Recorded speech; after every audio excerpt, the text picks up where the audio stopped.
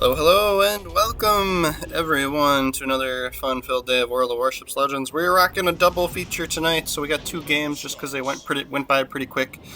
So first here we're rocking the Monaghan, and then we've got the Ostergotland later after this quickie. Who doesn't love a good quickie, right? Right. We'll head in towards the infamous b-hole that is this map. And see kind of what develops. We're not going alone. We got a division here, another destroyer, so we'll use him as cannon fodder, right? He'll get spotted first. He's out in front. We'll see what happens, especially if he's going to shoot his guns like that. What an idiot. It could be just testing the waters. You never know. Never know.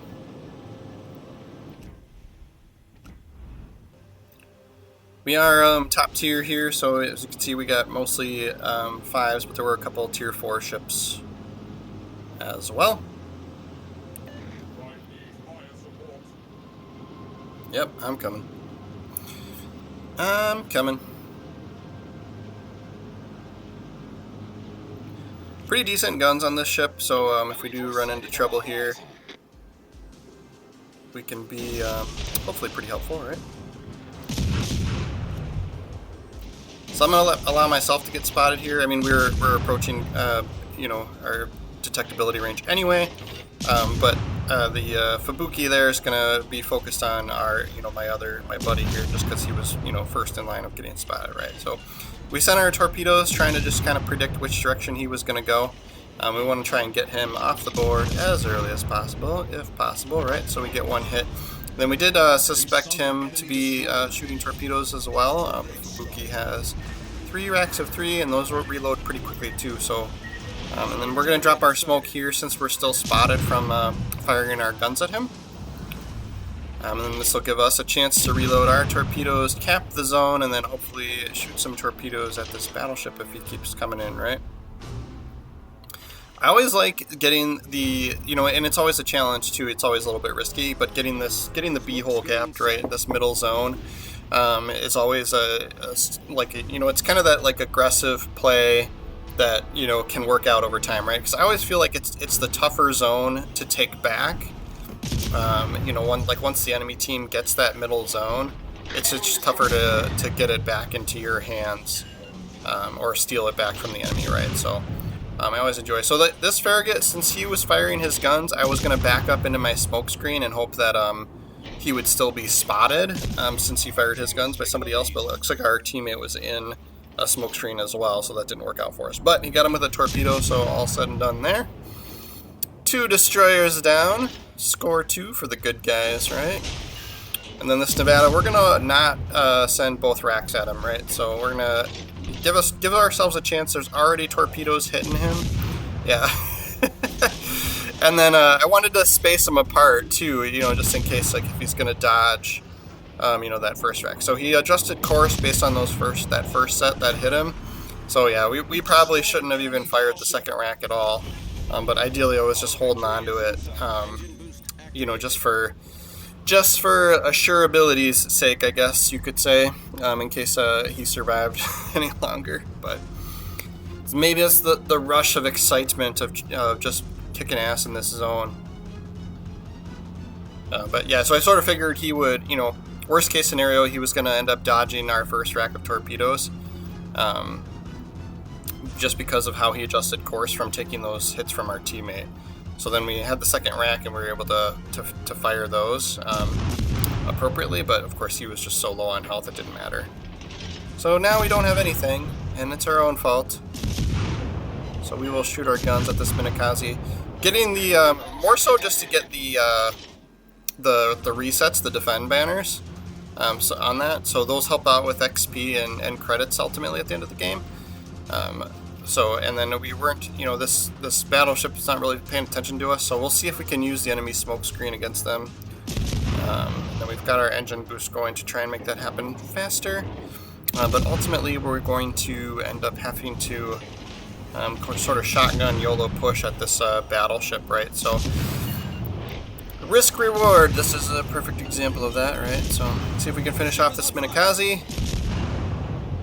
And then we're going to turn and focus on the Tiger. We've sunk an enemy destroyer. Torpedoes coming from the Minikaze, so we'll turn in towards those. And then here's where our patience is actually going to finally pay off, right? So if you could send another rack of torpedoes at this Tiger right now, but you're less likely to get, you know, hit. So we can wait here. Oh man, and then of course he damages our torpedo launcher. So we use our damage con timing was absolutely perfect. But since we waited and came around to the outside, we were able to land all of those torpedoes, and that's going to give us the win. I think they probably lost all their points. It's one of those ones where I'm just like not paying attention in the moment. Yeah, enemy team lost all its points. So quick, fun game with that devastating strike there at the end. You know, there's always that chance too that you get taken out by that battleship. So like, you know, it's always, you know, it's risk reward, right? You know, if you hold on to that torpedo rack, you might die.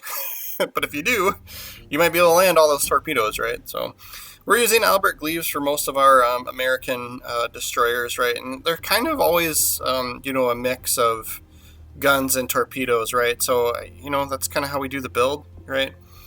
I usually choose reload time over range, but the American destroyers, the range isn't really great on the torpedoes, right? So, but it is what it is. So we kind of do a balanced commander build there. I'm sure there's something better out there to do, but that is the Monaghan. That's how we say it here. So stay tuned. We are only partway through this video. We do have one more quick destroyer game to throw in here. You get the double feature tonight. That is, so we're going, I think we're switching to the Ostergotland. It might be Oostergotland, I don't know. You guys know me, I'm terrible at pronouncing ship names. Your typical American idiot, that is me, yes, right? Yeah. Alright, so here we go. We're at tier 7 with this ship.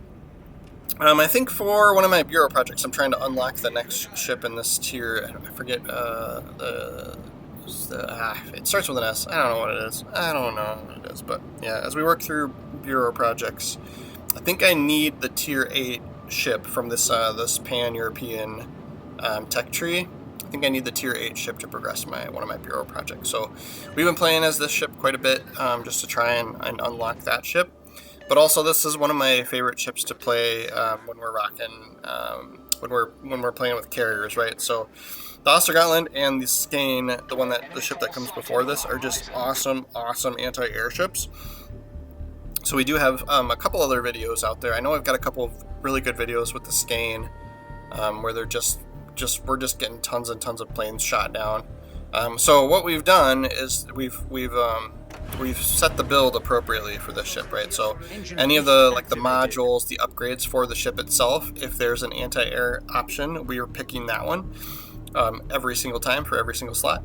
And then same with the commander build too. So any commander perks and inspirations, as well as all either AA range, AA damage over time amounts, or yeah. So I think those are kind of your only choices, right? But or yeah, like firing speed or range, basically, I think is kind of your options there, right? So we'll be a little bit sneaky. We don't get a smoke screen with this destroyer. That's kind of your biggest downfall. So we do pick some. We're gonna have to challenge this lightning. We do pick some concealment options as well throughout the build. So just to kind of try and help mitigate with the lack of the smoke screen, especially, right? So lightning here, I mean, he's got better guns than us, I think, but it looks like he's going to run into the land here, so we'll take advantage of that and fire sort of right at where he's about to hit the land, and then that's going to work out for us. And then he's got a smoke screen down, so I'd really like to back up into it. I'm surprised we didn't die, but yes, we get our devastating strike there.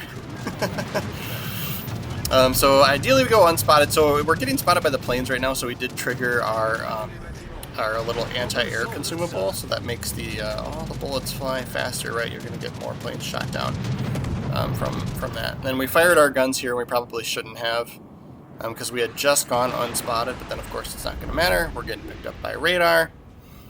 So I'm going to floor it and try and get away from the radar, right? We don't have a lot of health left after dealing with that lightning. But quite frankly, I'm surprised we're still alive to start with, you know, so yeah. Anti-aircraft gun crews are on normal alert. And we're behind this land here. It's always tempting to take a shot, but he's kind of out at range. Who knows if there's something else over here? Oh no, both of their destroyers went for the what is that? The A cap, yeah. The A hole, because that one really is a hole. It's like really surrounded by land. Yeah, the range on these torpedoes is wicked awesome though. So yeah, so we're in range of those airplanes, right? So we're gonna hang out here and intentionally turn towards them to try and keep them in range. I think we're at like, I don't know, 6.5, 6.7 kilometer range for AA. So kind of use your ship's strengths, right? So I'm gonna hang out by airplanes all day long, just because of how good our ship is at shooting them down. That Cleveland's gonna fell right into our trap of torpedoes that we sent his way. Yeah, the range on the torpedoes is wicked awesome too. So that's your other kind of, and they move quickly. They're pretty fast. So yeah, that's your yeah, those are your advantages. The lack of smoke screen is kind of, you know, the pros of the ship outweigh the cons. At least in my opinion, you just have to deal with. You gotta get good at knowing how to deal with not having a smoke screen, right? We'll head out towards their carrier here, unless something else develops, right? So we'll have to do a little bit of dodging and wiggling here just to try and avoid getting bombs dropped on us. We do get a heal with the ship, which is really nice. I like to try and use the heal as we're taking damage. I feel like you get a little bit more out of it in those examples, but he didn't go for us. He went for the cruiser, which is like fine. Like the cruiser's a little bit easier to hit, right? Like we're gonna be moving quick and ducking and weaving, right? So don't blame him for that. Although I am probably a little bit bigger of a threat when it comes to AA. We're gonna send a rack. Well, I don't know if I want to send one here or not. Like, what's this Fiji gonna do? He's got smoke screen too, so Fiji, if he's got smoke screen ready, he's probably gonna pop it because he's in kind of a vulnerable position. We're gonna anticipate, see if their carrier actually turns in. Now that he's spotted, I'm assuming it's gonna make him want to move. So we didn't fire directly at him. We kind of predicted he's going to turn away and run away, so we fired our torpedo shot out in front of him. We'll see if that works out for us. Get our engine boost going here. Engine boost activated. But yeah, this is such a fun ship to challenge their and go after their carriers. It's very rare that I'll just, you know, right at the beginning of the game make a beeline for the carrier. I feel like you really need to do some supporting first, and only kind of do that when that's a good opportunity, which is, you know, right now. I might get the kill on him with those torps. Anti-aircraft gun crews are on full alert. How does he have? Oh, somebody else finished him. Wow, right at the same time. All right, I'm gonna fire my guns so that these airplanes above us are probably keeping us spotted anyway. The other thing too, we've kind of got this game in the bag now at this point, so if I die, I'm kind of assuming my team's gonna come back with the win anyway. So in those scenarios, I like to be super aggressive, try and get the most hits, try and get the most you know, XP and you know, credits at the end of the game, because I don't typically pay real money for the game. For the most part, I'm doing free to play. I do buy premium, and then if I've got enough doubloons here and there, I'll buy out, or I won't buy out the campaigns, but I'll finish the campaign and then hold on to my doubloons, and then wait to buy Admiralty backing after I've completed the campaign, because then you get all the rewards all at once, versus paying for Admiralty backing up front is kind of silly, because it doesn't matter when you buy it, right? You don't have to buy it early on. So if you wait till you've actually completed the campaign, then you won't miss out on anything. So that puts us at the top of the leaderboard for this game. Made about 200,000 credits. Pretty good. Yes, we're using Jerzy Swirsky. I like saying his name. I'm probably saying it wrong, but that's who we have for our commander loadout.